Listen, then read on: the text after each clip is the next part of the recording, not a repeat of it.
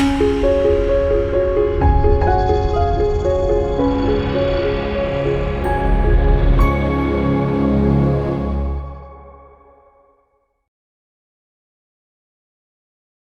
మాత్రం. నేను మీ journalist Navata. Welcome to R voice.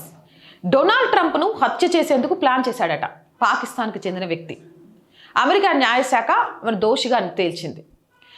Donald ట్రంప్ని హత్య చేయడానికి పాకిస్తాన్ నుంచి ఒక వ్యక్తి వచ్చిండు, దీనికి సంబంధించి ప్లాన్ చేసిండ్రని అమెరికా న్యాయశాఖ దోషిగా తేల్చింది.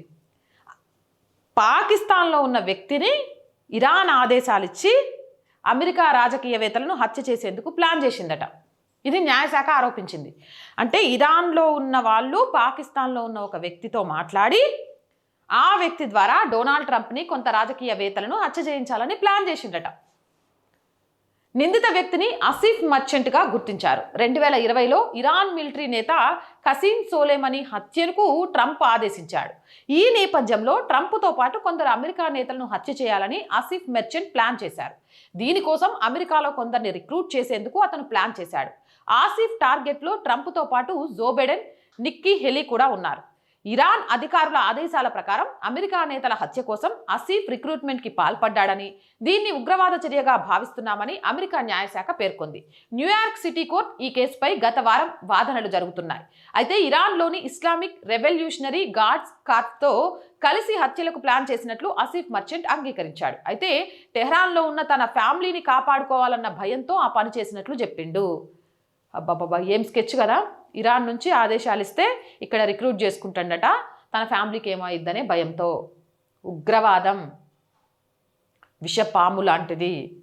నువ్వు పాలు పోస్తున్నావు కదా అని నిన్ను వదిలేసి మిగిలిన వాళ్ళని కాటేస్తుంది అనుకుంటే తప్పు. దానికి పాలు పోసినా ప్రేమగా చూసినా విషసర్పమే కాటేయకుండా వదలదు. ఉగ్రవాదాన్ని పెంచి పోషిస్తున్న పాకిస్తాన్ని పెంచి పోషిస్తే ఏదో ఒక రోజు ఆ పాకిస్తాన్లో పెంచి పోషించబడుతున్న ఉగ్రవాదం ముందుగా మింగి కాటేసేది అమెరికానే అని దీంతో మరొక్కసారి రుజువైంది అంటున్నారు. మరి మీరేమంటారు? మీ అభిప్రాయం ఏంటి? కామెంట్ సెక్షన్లో పెట్టండి. మోర్ వీడియోస్ కోసం our group of channels, our voice, our political, our Sanskriti, ఈ ఛానల్స్ని వెంటనే సబ్స్క్రైబ్ చేయండి. కంటెంట్ బాగుంది అనిపిస్తే లైక్ చేయండి, షేర్ చేయండి. ఆర్థికంగా మీరు చేసే ప్రతి చిన్న సహాయం కూడా ఈరోజు ఆర్ వాయిస్కి చాలా చాలా అవసరం. ఆర్థికంగా సపోర్ట్ చేయాలి అంటే సబ్స్క్రిప్షన్ పక్కనే జాయిన్ అనే బటన్ ఉంది. 1 to 5 లెవెల్స్ ఉన్నాయి. ఏదో ఒక లెవెల్లో సపోర్ట్ చేయండి. లేదా స్క్రీన్ మీద గూగుల్ పే, ఫోన్పేతో పాటు అకౌంట్ డీటెయిల్స్ ఉన్నాయి.